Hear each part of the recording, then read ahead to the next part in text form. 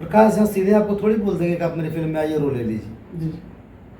आपको उसके लिए डिज़र्व करना पड़ेगा, डिज़र्व करना पड़ेगा, डिज़र्विंग होइए, मेहनत कीजिए और जो आपके मन में चल रहा है आप जाइए, एक बार मिलिए तो सही, आपको रास्ता बताएंगे वो नहीं जा आ रहे तो आप तो जाइए।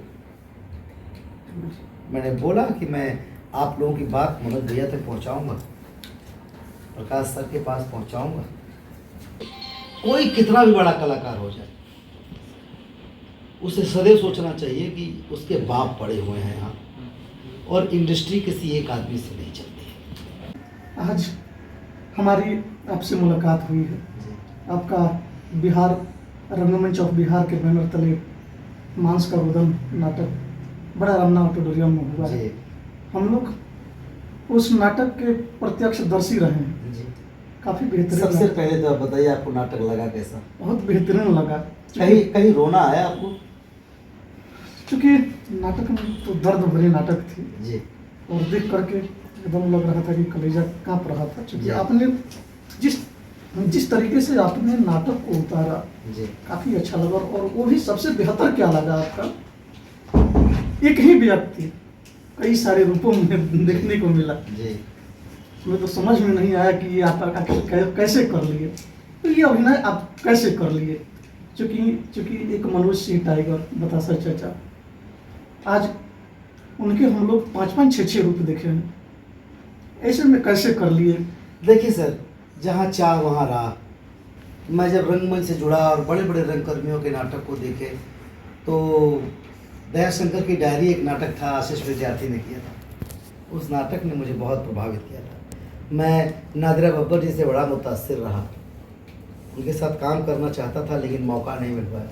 लेकिन दयाशंकर की डायरी ने मुझे पलट कर रखा और मुझे लगा यार एक आदमी अकेले इतनी किरदार कर रहा है।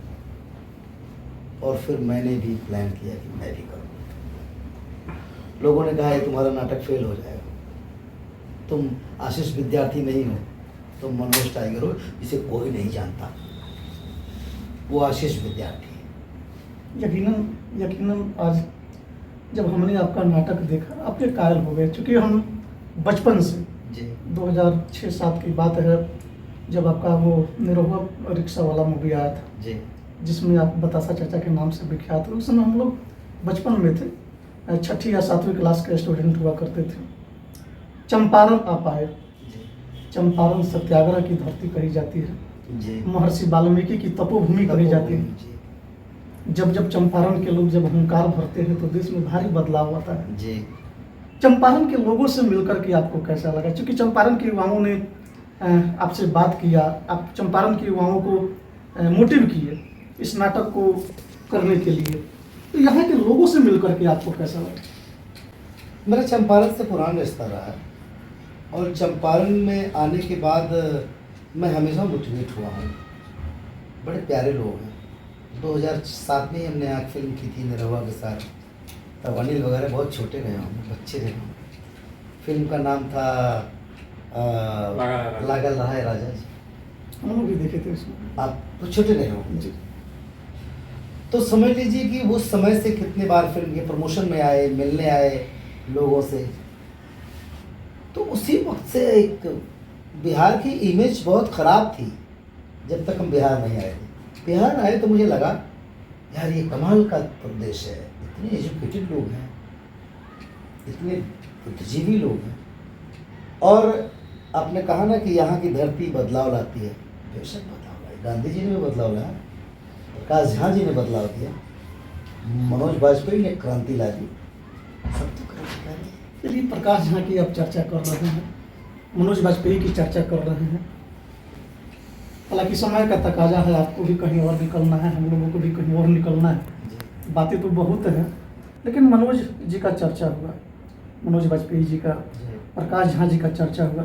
फर्स्ट डे जब आप प्रेस कॉन्फ्रेंस कर रहे थे मांस का रुदन नाटक को लेकर के, चंपारण के युवाओं की शिकायत थी कि इन शख्सियतों ने, चाहे वो प्रकाश झा जी हो, मनोज वाजपेयी जी हो, निशांत उज्ज्वल जी हो, ये रजनीश मिश्रा जी हो, संतोष मिश्रा जी हो, ये भले ही ये चंपारण की मिट्टी के उपज है, लेकिन इन लोगों ने चंपारण के लिए कुछ किया नहीं है, चंपारण के युवाओं को आगे बढ़ाने का काम नहीं किया है। तो इसको लेकर के आपके मन में क्या ख्याल है, क्या? देखिए वो क्या करेंगे, आपको डायरेक्ट सिनेमा तो नहीं दिला देंगे। जी जी, संघर्ष तो खुद करना पड़ेगा। आप मेहनत कर नहीं रहे हो, आप भी नाटक करो। प्रकाश झा सीधे आपको थोड़ी बोल देंगे कि आप मेरी फिल्म में आइए रोल ले लीजिए। जी आपको उसके लिए डिज़र्व करना पड़ेगा, डिज़र्व बनना पड़ेगा, डिज़र्विंग होइए, मेहनत कीजिए। और जो आपके मन में चल रहा है, आप जाइए, एक बार मिलिए तो सही, आपको रास्ता बताएंगे वो नहीं जा आ रहे तो आप तो जाइए। मैंने बोला कि मैं आप लोगों की बात मनोज भैया तक पहुंचाऊंगा, प्रकाश सर के पास पहुंचाऊंगा कि आप लोगों से मिलना चाहते हैं, कुछ रास्ता प्रशस्त। चलिए मनोज जी, मेरा आपसे लास्ट सवाल रहेगा, क्योंकि हमारी भी उम्र तकरीबन 28-29 वर्ष की हो गई है जी। और मास्कॉम के स्टूडेंट हम भी रहे हैं, दिल्ली यूनिवर्सिटी के प्रोडक्ट रहे हैं।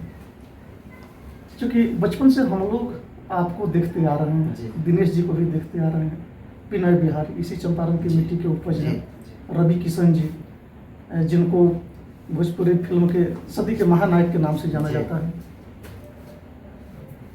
और भी सारे आर्टिस्ट लोग, नए नए जो आर्टिस्ट आप लोगों के बाद जो लॉन्च हुए, पवन सिंह जी, खेसारी लाल जी, आप लोगों में एक हमने खूबी देखी है, चाहे आप हों, दिनेश जी हों, मनोज तिवारी जी हों, रवि किशन जी हों, आप लोगों ने कभी हम नहीं किया है, आप लोगों ने कभी घमंड नहीं किया है कि भोजपुरी के कर्ता धर्ता हम ही लोग हैं।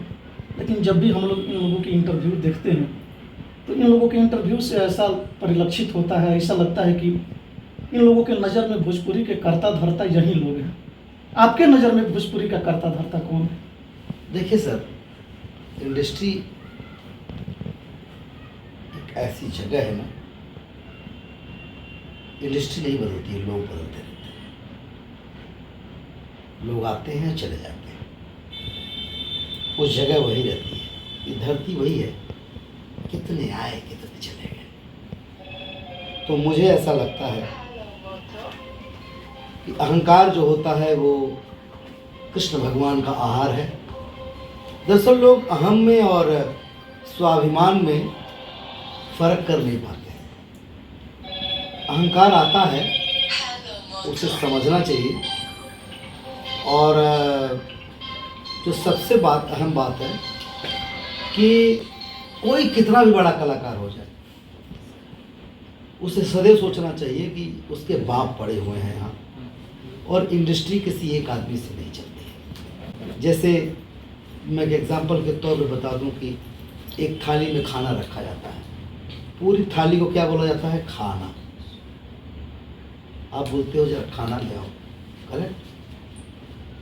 लेकिन खाना शब्द जब बनता है तब उसमें 2 रोटी रखनी पड़ती है, इतना सा चावल रखना पड़ता है, 1-2 सब्जियां रखनी पड़ती हैं, सलाद रखना पड़ता है, अचार रखना पड़ता है, मिर्ची रखना पड़ता है, दाल रखना पड़ता है, दही रखना पड़ता है, दाल में घी पड़ता है, छौंका पड़ता है, तब वो बनता है। अब एक दाल जब बनती है तो दाल बड़े 200 रुपया किलो है, लेकिन उसमें 1 ही चम्मच घी पड़ता है, और वो घी दाल से महंगा होता है। 2004-05 का दौर था, सिनेमा का दौर था। ये बात पूरी नहीं हुई जी। तो किसी कलाकार को ये समझना चाहिए कि आप दाल हैं, चावल हैं, भले हैं, लेकिन यहाँ जितने लोग हैं वो सबके योगदान से ही इंडस्ट्री बनती है। आप अकेले कुछ नहीं कर सकते। जो अहम करते हैं, जो बोलते हैं मैं ही करता धरता हूँ, मैं ही सब कुछ हूँ, कॉलर फेंक करके इसे करके, तो वो समझ लीजिए कि यहाँ से ख़त्म हो चुके हैं, पागल हो गए, विनाशकालीन विपरीत। विनाशकालीन।